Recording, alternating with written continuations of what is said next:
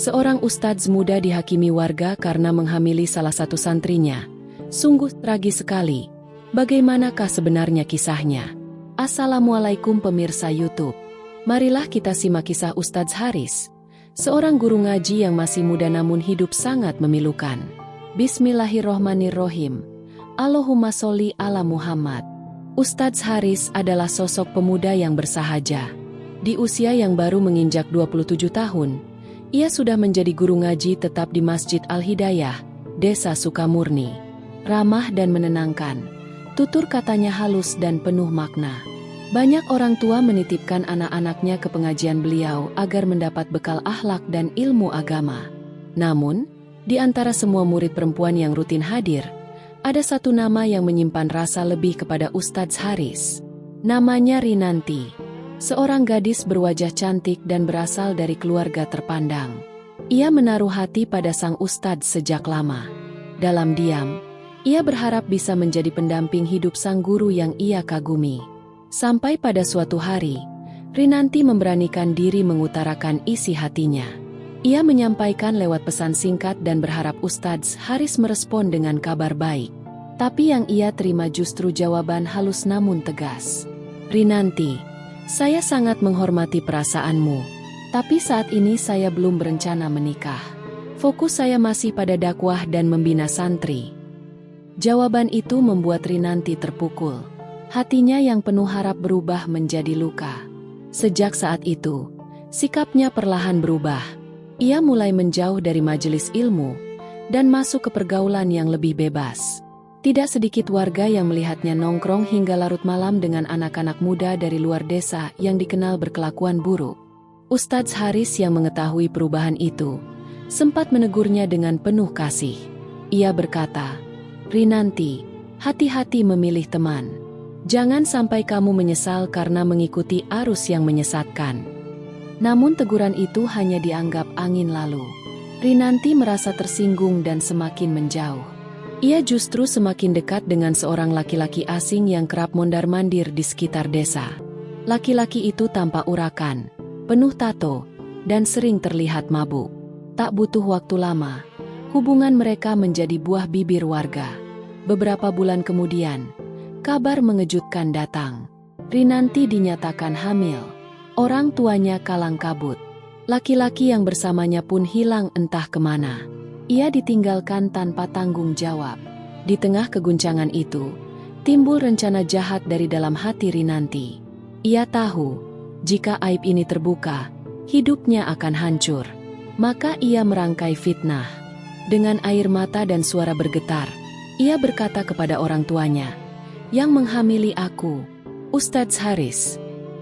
Sontak, berita itu menyebar ke seluruh desa. Tak peduli seberapa baik rekam jejak Ustadz Haris selama ini, warga yang sudah terbakar amarah langsung mengambil tindakan. Mereka mengepung pesantren, menyeret sang Ustadz keluar dari tempat tinggalnya. "Sudah lama saya curiga, Ustadz kok terlalu dekat sama santri perempuan," kata salah satu warga dengan suara tinggi. Hujatan dan amarah membuncah. Meskipun wajahnya dipukul, bajunya disobek, dan tubuhnya diseret ke tanah, Ustadz Haris tetap diam. Tak ada kata makian. Hanya doa yang terus ia lantunkan dalam hati. "Ya Allah, jika ini ujian MU, aku ridho. Tapi bukalah pintu kebenaran MU." Tak lama, polisi datang untuk mencegah amukan massa yang mulai tidak terkendali. Ustadz Haris ditahan demi penyelidikan lebih lanjut. Di dalam penjara yang sepi dan dingin, ia tak mengeluh. Ia terus bersujud, memohon kepada Allah agar kebenaran segera terungkap. Hari itu menjadi titik balik dalam hidup Ustadz Haris. Dari seorang pendidik yang dihormati, kini ia mendekam di balik jeruji besi, ditemani sunyi dan dinginnya lantai penjara. Tubuhnya yang biasa bersih dan rapi kini lusuh dan penuh luka. Tapi yang paling menyiksa bukanlah fisik. Yang paling menyayat adalah hati yang remuk redam. Dalam sunyi sel tahanan, pikirannya berkecamuk. Matanya kosong menatap dinding berlumut. Nafasnya sesak, seolah dunia menindih dadanya. Wajah orang tuanya, para santri, dan jamaah yang dulu mencintainya satu persatu melintas dalam bayangan. Kini semua itu terasa menjauh. Sirna dibungkus fitnah kejam. Ya Allah, ini bukan mimpi, kan? Bisiknya lirih, berulang kali. Di malam pertama, ia tak mampu memejamkan mata. Suara jeritan dari sel lain, tawa kasar para narapidana, dan bau anyir penjara membuat tubuhnya kaku. Ia memeluk kedua lututnya, terisak dalam sujud yang panjang. Tak ada yang bisa ia lakukan selain merintih dalam diam dan menggantungkan seluruh jiwanya pada Allah yang Maha Tahu segalanya. Namun ujian tak berhenti di situ. Sejak hari pertama, para tahanan lain mencemoohnya. "Ustadz ya? Hahaha, ini ustadz macam apa? Ngajarin moral tapi doyan anak gadis. Awas, jangan-jangan dia ceramahin kita malam ini. Guys, siap-siap bertobat." Tawa mengejek itu terdengar seperti pisau yang menyayat telinganya. Tapi Ustadz Haris hanya diam.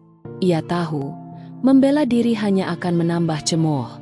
Ia memilih menunduk dan menahan tangis. Tak sekalipun ia membalas. Hari-hari berikutnya, rasa marah dan kecewa saling bertubrukan di dalam dadanya. Tak jarang ia ingin berteriak, ingin meledakkan isi hatinya. Tapi setiap kali emosi itu memuncak, ia buru-buru berwudu dengan air seadanya, lalu bersujud. Ia biarkan air mata jatuh membasahi sajadah usang pinjaman dari napi tua di sel sebelah. Allah, aku manusia biasa. Aku sakit. Aku hancur. Tapi aku percaya. Engkau tidak tidur. Engkau tidak pernah lengah. Malam-malam di penjara adalah malam panjang yang seolah tak berujung. Tapi dari situ juga keteguhan hatinya perlahan terasa. Dalam keterasingan, ia menemukan kembali cinta sejatinya, yaitu kedekatan dengan Allah yang dulu kadang terlupakan saat dakwah menjadi rutinitas. Kini, setiap sujudnya bukan sekadar formalitas. Ia bicara dari hati yang paling dalam, dari jiwa yang paling remuk. Jika ini jalanmu, ya Allah, maka bimbing aku melewatinya. Di luar sana, tidak ada seorang pun yang peduli akan kondisinya. Semua percaya pada satu sisi cerita. Semua yakin bahwa dia bersalah. Tak ada pembela. Tak ada simpati. Dan di saat semua pintu seolah tertutup, hanya satu yang masih terbuka lebar, pintu langit. Waktu terus berjalan, dan selama itu pula Ustadz Haris menekuni hari-harinya dalam penjara dengan penuh kesabaran. Ia sudah tak lagi peduli dengan cemoohan, makian, atau tatapan merendahkan dari sesama narapidana. Jiwa dan hatinya mulai kuat, walau luka batin itu masih menganga. Namun di luar sana, ada sesuatu yang mulai bergerak. Keluarga Rinanti mulai merasa ada yang tidak beres. Perut Rinanti kian membesar, tapi sikap dan perilakunya makin menggila. Ia kerap pulang larut malam, berteman dengan pria-pria asing, dan terlihat gelisah. Di tempat lain, seorang sahabat lama Ustadz Haris, yaitu Ustadz Hamdi, mulai melakukan penyelidikan diam-diam.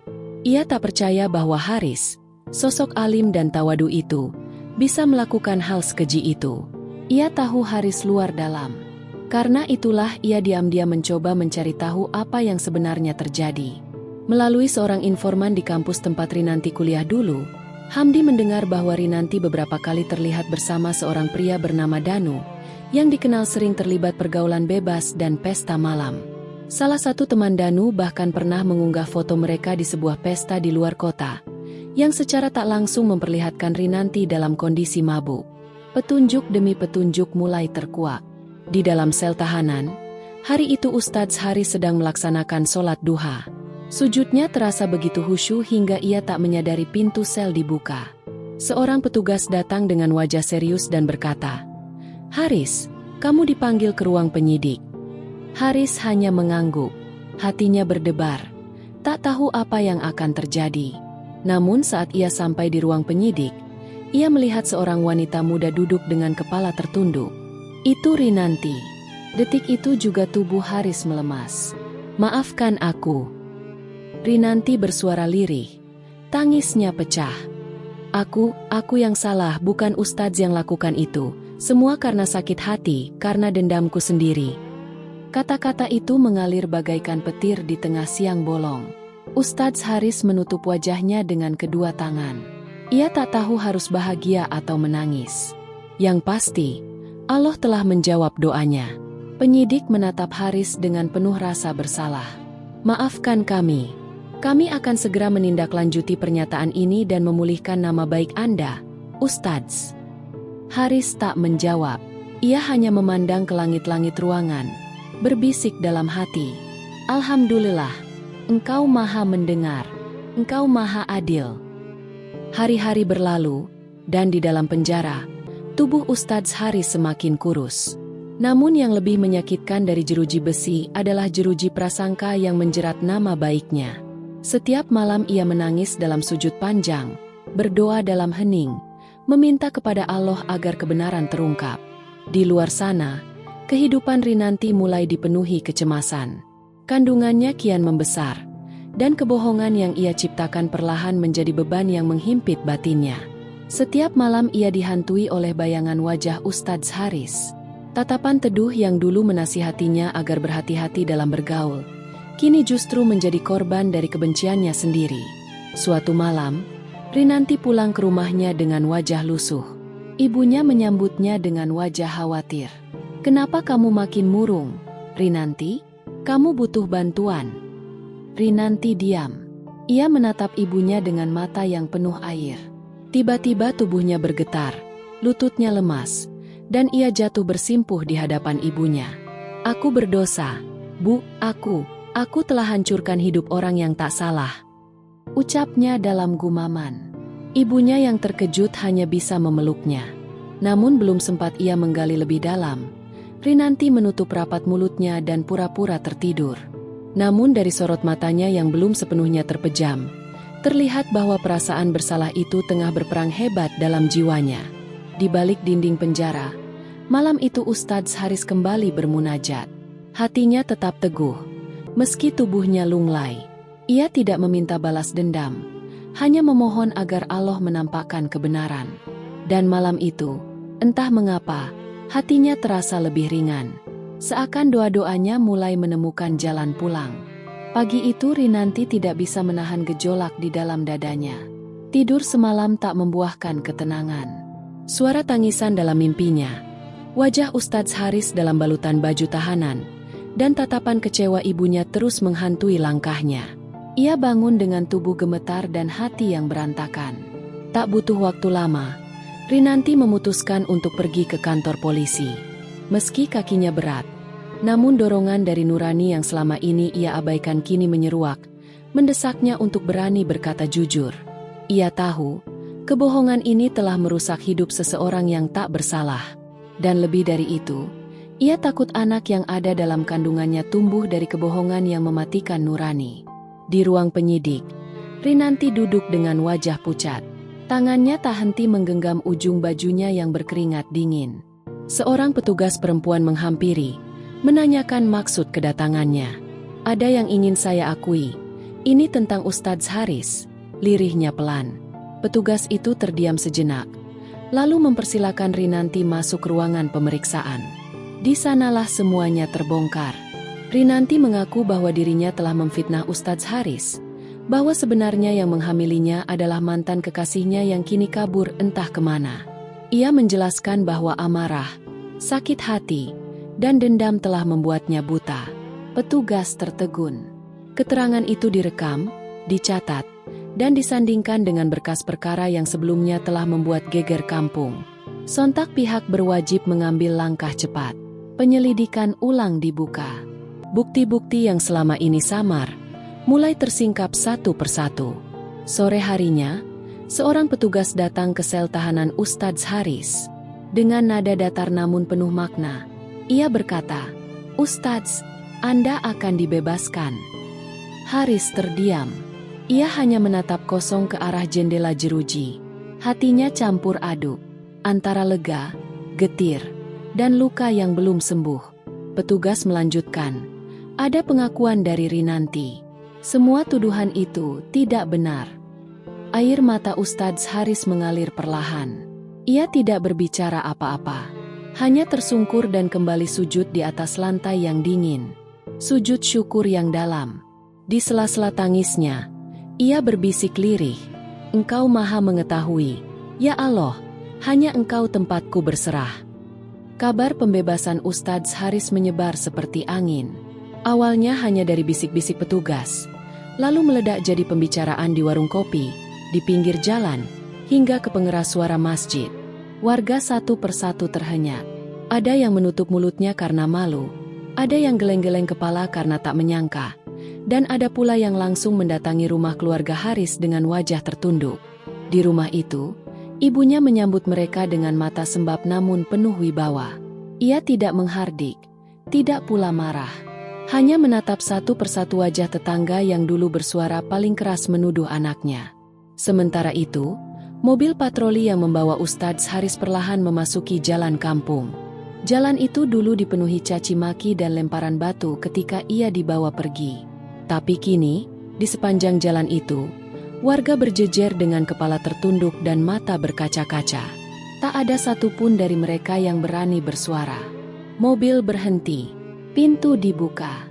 Haris melangkah keluar, mengenakan baju koko sederhana dan peci putih yang sedikit kusam. Wajahnya pucat namun damai. Ia tidak menyapa siapa-siapa, hanya berjalan lurus menuju rumahnya. Namun langkahnya terhenti saat seorang lelaki tua, tetangganya, menubruk lututnya sambil menangis. "Maafkan kami, Ustadz, kami telah menzalimimu, kami terlalu cepat menilai." Ustadz Haris diam. Tangannya terangkat, menepuk pelan pundak lelaki itu. Lalu ia mengangkat wajahnya ke arah kerumunan. "Saya sudah memaafkan kalian, bahkan sejak pertama kalian memukul saya. Karena saya tahu, bukan kalian musuh saya. Tapi kebodohan, prasangka, dan nafsu yang menyesatkan kita semua." Tangis pun pecah. Beberapa ibu memeluk ibunya sambil menangis terisak. Anak-anak yang dulu ikut mengejek, kini berlari ke arahnya memeluk lututnya dengan penuh sesal. Hari itu menjadi hari pertobatan bagi seluruh warga. Masjid yang selama ini sepi, malam itu penuh oleh jamaah. Semua ingin memohon ampun, bukan hanya pada Haris, tapi pada Allah yang selama ini mereka lupakan dalam maraknya fitnah dan kezaliman. Namun Haris hanya duduk di pojok masjid, menangis diam-diam, masih tidak percaya bahwa cobaan berat itu telah berakhir. Ia tidak menyimpan dendam. Baginya, fitnah itu hanyalah ujian. Dan Allah, dengan keadilannya, telah mengembalikan cahaya yang sempat dipadamkan oleh kebohongan. Hari itu, Haris duduk di pojok musola kecil dalam blok tahanan. Raut wajahnya masih sama, tenang namun menyimpan luka mendalam. Ia baru saja selesai membaca Al-Quran dan kembali bersujud dalam diam. Di luar sana, dunia mungkin telah melupakannya. Tapi di dalam dada Haris, Allah tetap hadir memberi ketenangan. Di dalam sunyi dan sempitnya sel, ia membangun benteng kesabaran yang semakin tebal. Namun, sesuatu yang tak terduga mulai terjadi. Setelah pengakuan Rinanti kepada ibunya, perasaan bersalah yang membuncah membuat gadis itu tak bisa lagi menahan kebenaran. Beberapa hari kemudian, Rinanti mendatangi kantor polisi didampingi sang ibu. Tangisnya pecah begitu memasuki ruang penyidik. Aku ingin cabut laporan itu. Semua itu bohong, Ustadz Haris tidak bersalah." Isaknya, dengan tubuh gemetar. Petugas kepolisian yang menangani kasus Haris tercengang. Butuh waktu beberapa saat hingga mereka benar-benar menyadari bahwa pengakuan ini bisa mengubah segalanya. Rinanti akhirnya menceritakan dengan jujur apa yang terjadi. Ia membeberkan nama laki-laki yang sebenarnya menghamilinya, serta bagaimana ia dengan sengaja mencatut nama Haris demi menutupi aib dan melampiaskan sakit hatinya karena ditolak cintanya. Berita ini langsung menjadi sorotan. Proses hukum pun berjalan cepat. Dengan bukti baru, Haris kembali dihadirkan dalam sidang peninjauan perkara. Kali ini, bukan dengan wajah tertuduh yang penuh tudingan, tapi sebagai korban dari fitnah kejam yang menyayat harga diri dan reputasi. Rinanti pun diminta hadir di ruang sidang. Di hadapan hakim dan para saksi, ia mengulang kembali pengakuan yang telah ia berikan. Haris hanya diam menatapnya. Tak ada amarah dalam matanya. Hanya pancaran mata teduh seorang yang telah terlalu lama disakiti namun tetap berusaha memaafkan. "Maafkan aku, Ustadz, aku benar-benar menyesal." Lirih Rinanti sambil tertunduk malu. Tak ada tepuk tangan. Tak ada sorak-sorai. Yang ada hanyalah keheningan panjang dan linangan air mata dari sebagian hadirin. Beberapa hari setelahnya, hakim resmi membebaskan Haris dan menyatakan bahwa ia tidak bersalah. Ia pun kembali menghirup udara bebas. Namun, yang lebih luar biasa dari semuanya adalah bagaimana Haris menyikapi hal itu. Ia tak menuntut balik, tak membalas, bahkan tak menyimpan dendam. Ia hanya kembali ke pesantren tempatnya dahulu mengajar. Saat disambut para santri dan warga yang dahulu mencibirnya, Haris hanya berkata lembut, "Aku tidak pernah pergi dari Allah. Maka Allah pun tidak pernah pergi dariku." Kabar kebebasan Haris menjadi viral. Warga kampung yang dulu menghakiminya, kini berebut minta maaf. Tapi Haris tetap rendah hati. Ia bahkan mengadakan pengajian umum khusus untuk membahas tentang bahaya fitnah dan pentingnya menjaga kehormatan seseorang. Dan di akhir acara itu, Haris berdiri di hadapan ratusan orang yang kini datang menaruh hormat padanya. Lalu berkata dengan suara bergetar, "Tak ada luka yang tak bisa sembuh, selama kita berserah kepada Allah dan tetap menjaga hati dari kebencian." Ia lalu menunduk, dan semua yang hadir menitikkan air mata. Bukan karena Haris telah terzalimi, tapi karena Haris telah menjadi cermin dari kekuatan sejati seorang hamba. Hidup adalah panggung ujian. Kadang kebenaran dipinggirkan, dan kebohongan dipuja. Namun satu hal yang pasti, kebenaran tak pernah mati.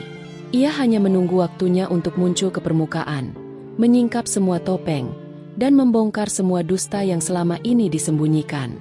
Seperti kisah yang baru saja Anda dengarkan, kebohongan bisa saja bertahan sejenak, memporak-porandakan hidup seseorang, memenjarakan orang yang tidak bersalah, bahkan menodai nama baik yang dijaga dengan darah dan air mata.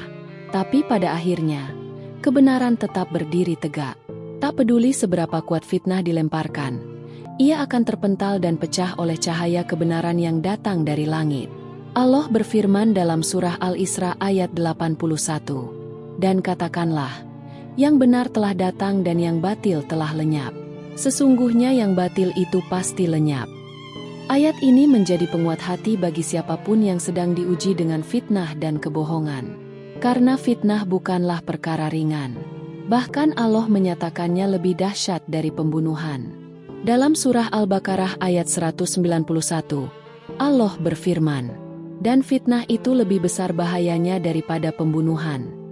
Ini adalah peringatan sekaligus pelajaran, bahwa menyebarkan fitnah adalah kejahatan besar yang tidak hanya melukai satu orang, tapi bisa menghancurkan keluarga, merusak tatanan masyarakat, bahkan menyulut api permusuhan yang tak kunjung padam. Saudaraku, mari kita jadi bagian dari kebenaran. Jangan mudah terpengaruh kabar yang belum jelas kebenarannya. Jangan jadi penyebar fitnah, meski hanya lewat bisikan atau ketikan di layar ponsel. Dan untuk kalian yang merasa pernah difitnah, dizalimi, disalahpahami, ingatlah, Allah Maha Melihat, Maha Adil. Doamu tak akan pernah sia-sia. Tangismu tak akan pernah jatuh tanpa makna. Yakinlah, saat yang tepat akan datang, dan kebenaranmu akan dibuktikan oleh langit.